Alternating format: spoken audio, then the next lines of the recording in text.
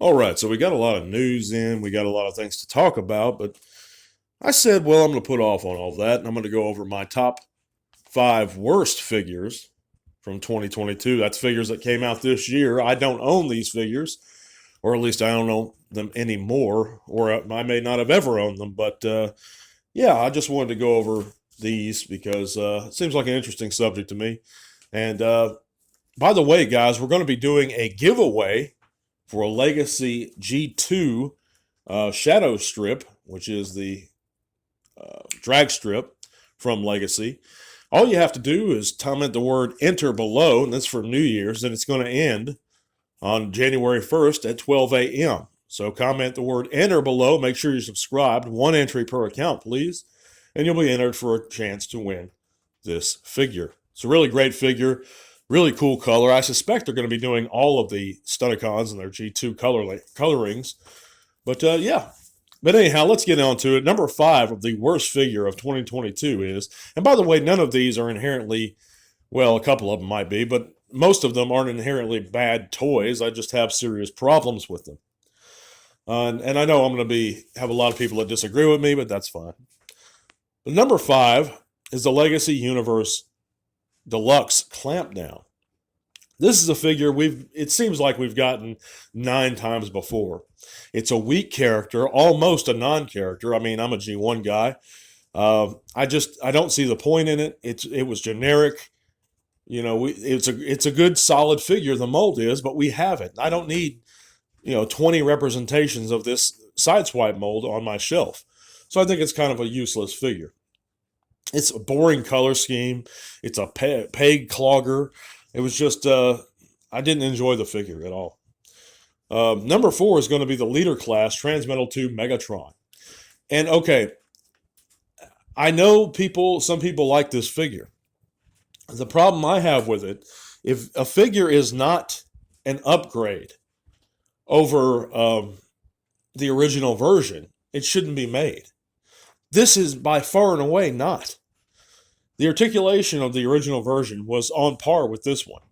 The chrome, the original had. This one doesn't, which makes the figure pop, makes it beautiful.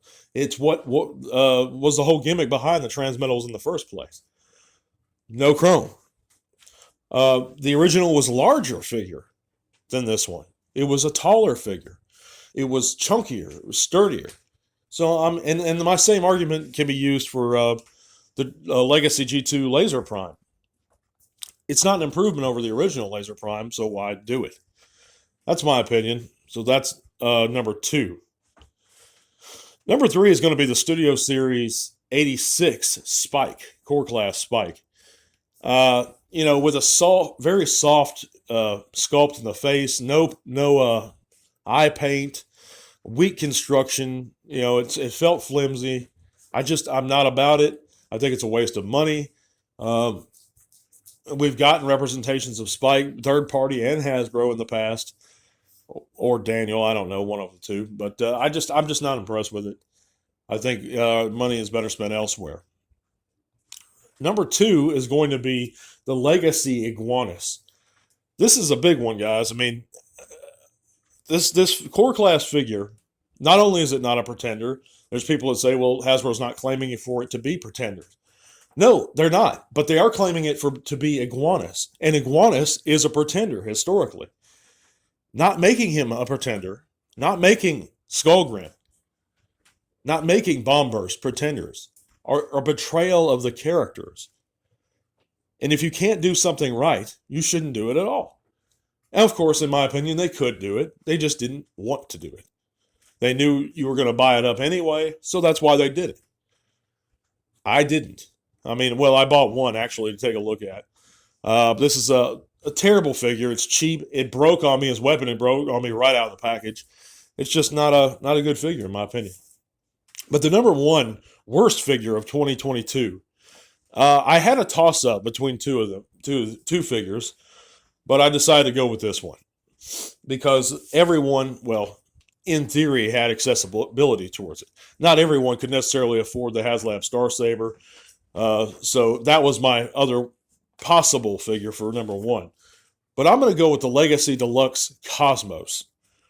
This figure is hollow, cheap looking, and to me it just isn't very good. But the main problem I had with it was the accessibility of it.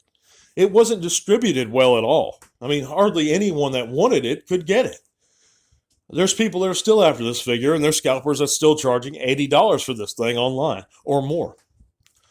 So that's my top 5 worst figures of 2022. Let me know in the comments what you think, guys. By the way, please consider supporting the channel on Patreon if you enjoy the content.